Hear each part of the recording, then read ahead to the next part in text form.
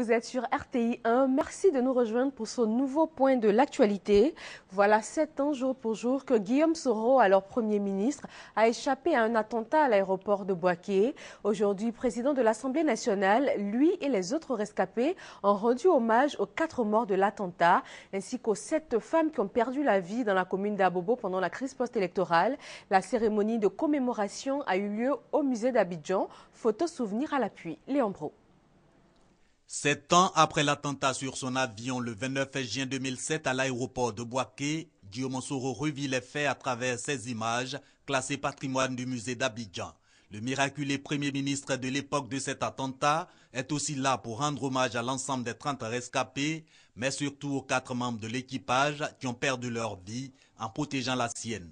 À la clé, une prière para-écuménique dite par le père Jean-Didier Sootodé et l'imam Sissé Djigiba pour le repos de l'âme des défunts et des jours glorieux pour les survivants.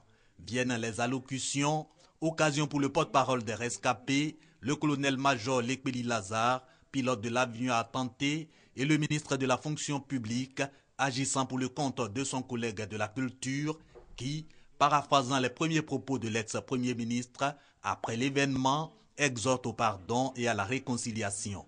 Même démarche pour Alain Lobognon, porte-parole de Guillaume Soro, la cible principale de l'attentat du Fokker 100. L'objectif de ceux qui ont tiré sur l'avion était la reprise de la guerre.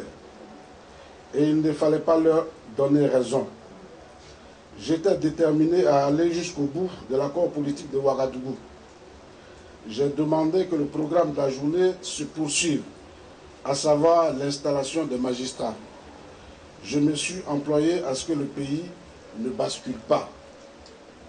Fin de citation. À tous les parents des victimes, le président de l'Assemblée nationale, son Excellence M. Soro Guillaume, réitère ses condoléances et son soutien. Il me charge de vous dire qu'il est et restera le proche, l'enfant et le parent que vous avez perdu au cours des événements douloureux qu'a connu notre chère Côte d'Ivoire. Message bien perçu par les parents des victimes, notamment ceux des 7 femmes assassinées à Abobo lors de la crise post-électorale. Hommage a été également rendu à ces morts à ce 7e anniversaire de l'attentat contre l'ex-premier ministre, attentat dont les auteurs restent toujours inconnus, l'enquête n'ayant encore livré ses résultats.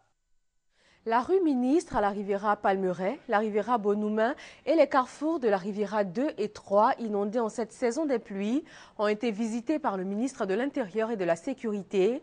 Ahmed Bakayoko est allé constater l'étendue des dégâts et surtout apporter la compassion de toute la Côte d'Ivoire aux populations sinistrées. La Banque islamique de développement BID a 40 ans d'existence. Ce partenaire financier de la Côte d'Ivoire a célébré l'événement à son siège en Arabie Saoudite. La Côte d'Ivoire a bien sûr participé aux festivités et c'est le ministre du Plan et du Développement qui a représenté sur place le pays.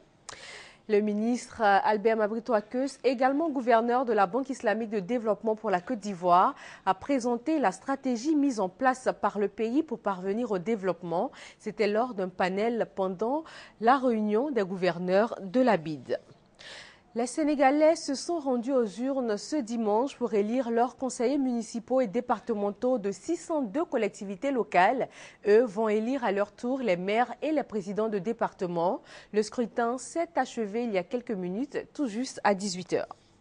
Mondial de football 2014, les Pays-Bas viennent de se qualifier pour les quarts de finale grâce à un penalty de dernière minute. Le Mexique est donc éliminé. Et la seconde rencontre de ce dimanche, Costa Rica-Grèce, c'est tout à l'heure en direct sur RTI 1.